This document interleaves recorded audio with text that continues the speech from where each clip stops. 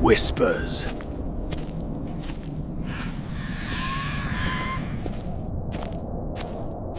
The town of Blackridge was small, quiet, and ordinary, except for the forest on its edge, known only as the Hollow Woods. For decades, no one dared to step inside. Locals said the forest was cursed, that the shadows themselves could breathe. Children grew up hearing stories of travelers who vanished without a trace after wandering between its crooked trees. The branches were said to twist like skeletal fingers, reaching down to snatch the careless. Some swore they had heard whispers riding on the night air, voices calling their names from the darkness. Ethan Carter, a young journalist from New York, had no patience for such tales. He believed every myth hid a simple truth. Armed with only a flashlight, a notebook, and his voice recorder, he set out one cold evening to uncover the forest's secrets. At the border of the woods, he found a decaying wooden sign that read, "Turn back." The letters were nearly carved through, as though scratched by desperate hands. The air grew colder. The moment he stepped past it, his breath fogged, even though it was the middle of autumn. Leaves crunched beneath his boots. But when he stopped walking, the crunching continued. One step behind him, he spun, light cutting through the mist. But nothing stood there, only fog pressing between the trunks. Ethan forced a laugh, muttering into his recorder, "Just my imagination." Yet the tape would later capture another voice, faint but distinct, whispering his name, Ethan. His flashlight flickered. The shadows between the trees seemed to thicken, merging into shapes that dissolved when he blinked. He pressed deeper, marking his path with chalk on the trees, determined not to lose his way. But minutes later, when he turned back, the chalk marks were gone. The bark was smooth, untouched. The forest, it seemed, had swallowed them whole. Heart racing, Ethan whispered to himself, "Forests don't move. This isn't possible." The air shifted, and a low sound rolled through the trees, like breathing. Long, slow, steady breathing. His recorder caught every second of it, though the forest around him looked still. Suddenly, a child's laugh echoed to his left. Thin, high-pitched, and impossibly close, he ran toward it, hoping to find someone. But the mist thickened, and his flashlight caught something else instead. A small wooden doll hanging from a branch by a frayed rope. Its painted eyes were cracked, its grin wide and jagged. A whisper curled around it. "Play with us." Ethan stumbled back, nearly dropping his recorder. His rational mind screamed that someone had planted it as a trick. But when he blinked, the doll was gone, rope swinging gently, as if something had just been cut free. The ground beneath him shifted, as if the forest floor itself were breathing. His knees shook. Behind him, the path he came from was gone, replaced by an endless wall of black trees, their branches interlocked. Like prison bars, Ethan realized with a sickening dread that the hollow woods had closed around him. Panic clawed at his chest.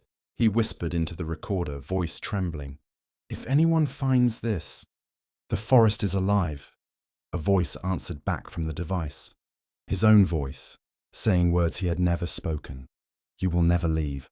Ethan drops his recorder in shock, and as it hits the ground, the tape keeps running, replaying his voice laughing. A laugh he never made. As night settled once more over Willow Creek, Ethan could not shake the image of the abandoned house, standing like a scar upon the hillside, its windows staring back at him like hollow eyes that refused to blink.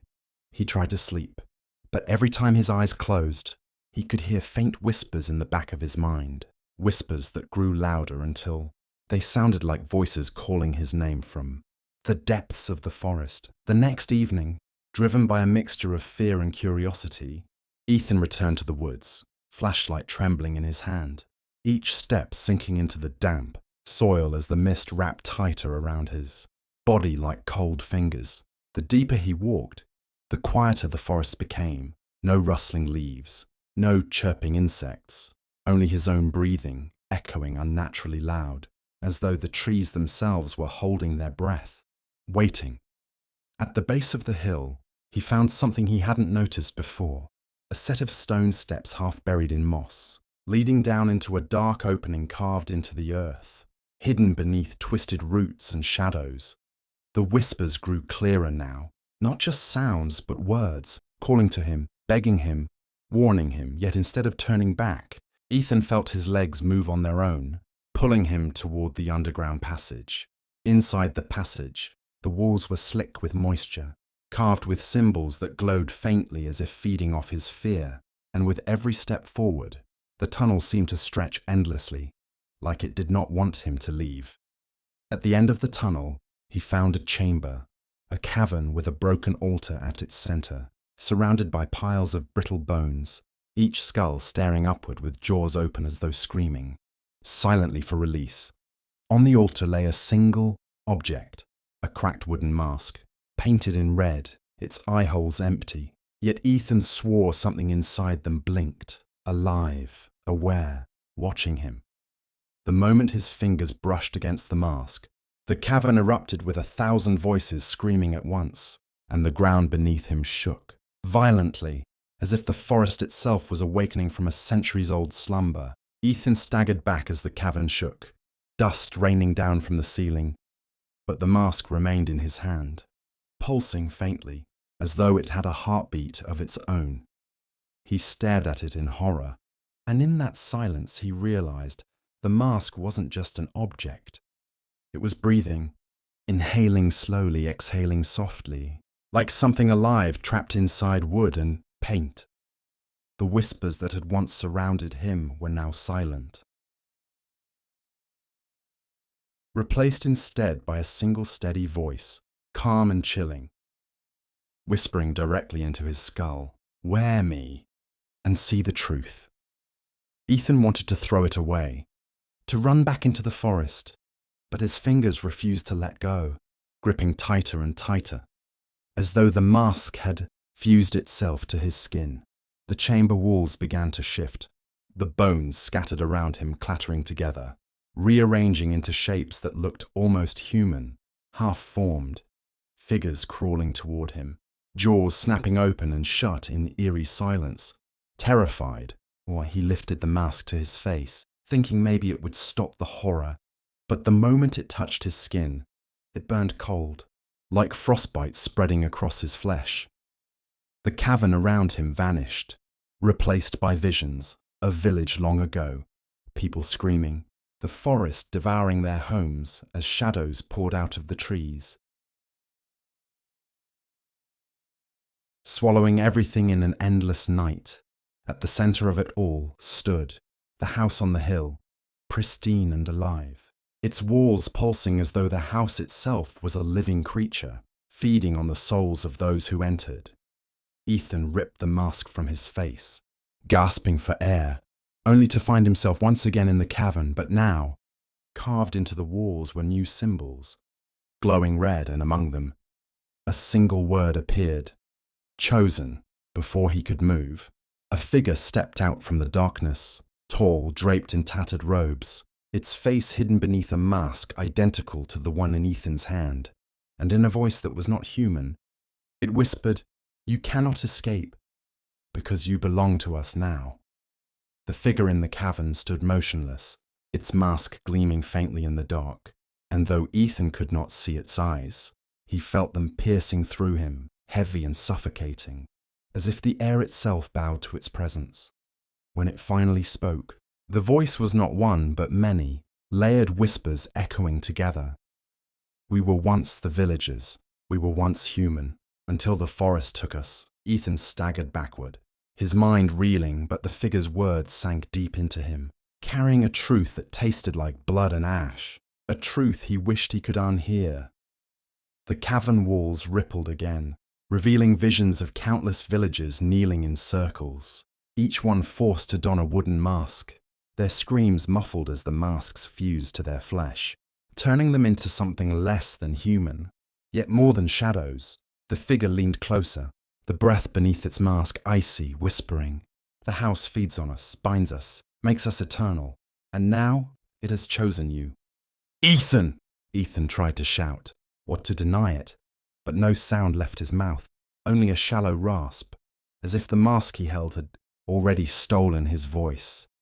The other masked figures emerged from the darkness, one by one, surrounding him, their movements stiff and jerky, each step scraping the stone floor like broken bones dragged along the ground. They reached out their hands, not to harm him, but to welcome him.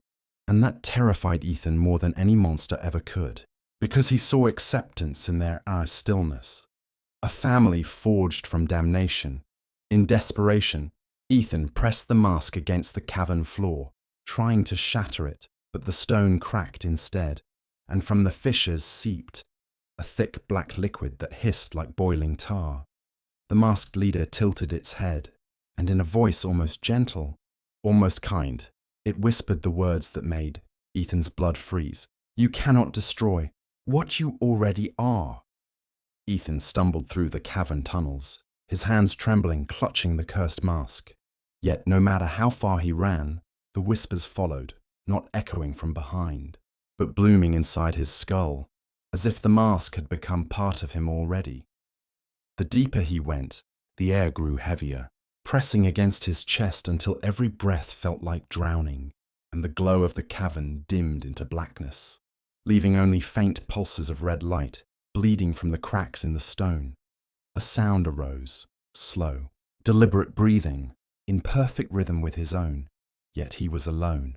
Every inhale he took was mirrored by another. Every exhale carried a faint, inhuman rasp, until he realized the mask in his hands was breathing. Horrified, Ethan dropped it, but the mask clung to his skin as if magnetized, its hollow eye sockets locking onto his gaze, drawing him closer like a predator, pulling its prey into a final embrace. Suddenly, the cavern around him shifted again, walls stretching upward into grotesque silhouettes of masked villagers, towering over him, their wooden faces cracking open slightly, revealing twitching, wet mouths beneath the masks. They began to chant in unison, the sound low and guttural. "One of us, one of us, one of us." And with each word, Ethan felt his own heartbeat slowing, sinking with theirs. As though his life was no longer his own, Ethan screamed, clawing at the mask, now half fused to his hand, veins darkening beneath his skin where it touched him, spreading like roots, and no matter how hard he pulled, the mask seemed to melt deeper into his flesh. The masked leader emerged once more, its head tilting with unnatural grace, and spoke with a voice layered in sorrow and hunger. "The house has waited for centuries, Ethan. You will complete what was begun." At that moment, the cavern floor collapsed, plunging Ethan into a vast underground chamber where the cursed house itself stood, impossibly intact, its crooked windows glowing faintly, as though it had been alive all along, waiting for him. And then, as he stood frozen, the mask ripped free from his hand and flew to his face, blinding his vision. And the last thing he heard before darkness swallowed him was his own voice, speaking words he did not choose. "I am home." Ethan awoke inside the cursed house beneath the cavern, its walls pulsing like veins, shadows crawling across the rotting wood. And though the mask clung to his face, he felt a faint warmth in his chest, as if something within still fought against the darkness. The masked villagers surrounded him, chanting, their bodies swaying like puppets, and the leader raised a hand as if to claim him. But Ethan's memories surged. The laughter of his childhood, the sunlight on his home, the sound of his mother's voice, reminders of a life untouched by this curse. Summoning every ounce of will, Ethan tore the mask from his face, screaming as blood poured from his skin, and hurled it into the glowing heart of the house, where it writhed and burned, unleashing a shriek so loud the walls themselves began to crumble. The villagers collapsed, their masks shattering into dust, and the cursed house groaned as if in agony before collapsing inward, vanishing in a thunderous roar, leaving only silence and a faint light breaking through the cracks. Above, Ethan climbed out of the ruined cavern as dawn broke over the hollow woods, the mist finally lifting, the curse shattered, and for the first time in centuries, the forest breathed in peace. Though scarred, Ethan smiled, knowing he had survived what no one else ever could.